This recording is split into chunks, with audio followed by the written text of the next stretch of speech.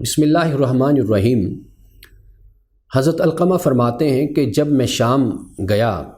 تو میری بہت خواہش تھی کہ وہاں کوئی اچھا انسان میرا دوست ہو۔ تو کہتے ہیں کہ میں نے نماز کے بعد اللہ تعالیٰ کی بارگاہ میں دعا کی، اللہم یسر لی جلیسا صالحا، اے اللہ مجھے صالح ہم نشیں عطا کر۔ تو کہتے ہیں کہ پھر مجھے حضرت ابو درداء ملے اور ان سے میری پھر ملاقات رہی، یعنی اللہ سبحانہ و تعالیٰ نے ابو درداء کی شکل میں مجھے اچھا دوست، اچھا رفیق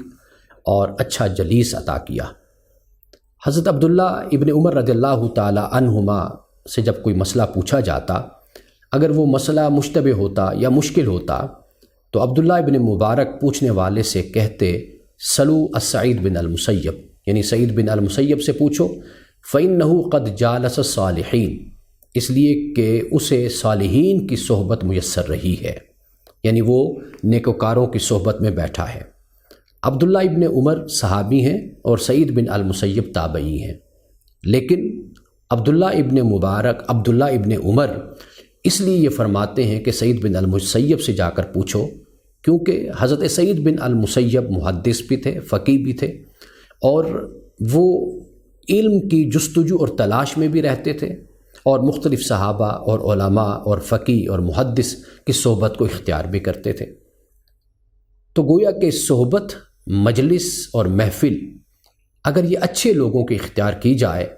تو اس سے انسان کو ظاہر اور باطن میں بڑا فائدہ نصیب ہوتا ہے۔ یعنی اگر انسان یہ چاہتا ہے کہ وہ اپنے ظاہر اور باطن کو پاک رکھے اور علم نافع حاصل کرے تو پھر اسے چاہیے کہ وہ صالحین کی، علماء کی اور عالم باعمل کی صحبت میں بیٹھے۔ اور اسی طرح اگر کوئی انسان فاسق کی، فاجر کی اور ایسے شخص کی صحبت میں جا کر بیٹھتا ہے کہ جس کو اللہ کے حکم کی کوئی پرواہ نہیں ہوتی، تو پھر وہ اپنا نقصان کرتا ہے، یعنی اپنے ظاہر کا بھی اور اپنے باطن کا بھی۔ انسانوں کی صحبت تو اپنی جگہ پر رسول اللہ صلی اللہ علیہ وسلم نے یہاں تک فرمایا کہ جو گھوڑے اور اونٹ یعنی ان کے ساتھ رہتا ہے تو اس میں تکبر اور فخر پیدا ہو جاتا ہے، اور وہ بکریوں کے ساتھ جو رہتا ہے فرمایا کہ اس کے اندر عاجزی، انکساری اس کے شخصیت میں پیدا ہوتی ہے۔ یعنی اندازہ کیجئے کہ انسانوں کی صحبت تو اپنی جگہ پر، جانوروں کی صحبت بھی اور جانوروں کے ساتھ وقت گزارنا، اس کے بھی اثرات انسانی شخصیت پر ہوتے ہیں۔ اس لیے اگر ہم اپنی زندگی میں اس حوالے سے بہترین فیصلہ کریں،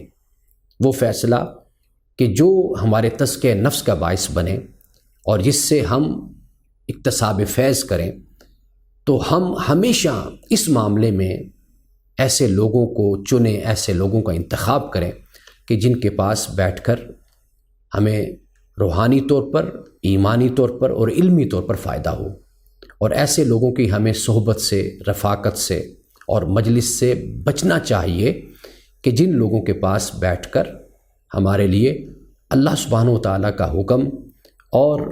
دین اسلام کی تعلیمات اہمیت کھو دیں اور ان کی اہمیت کم ہو جائے، تو ایسے لوگوں کی صحبت سے ہمیں بچنا چاہیے۔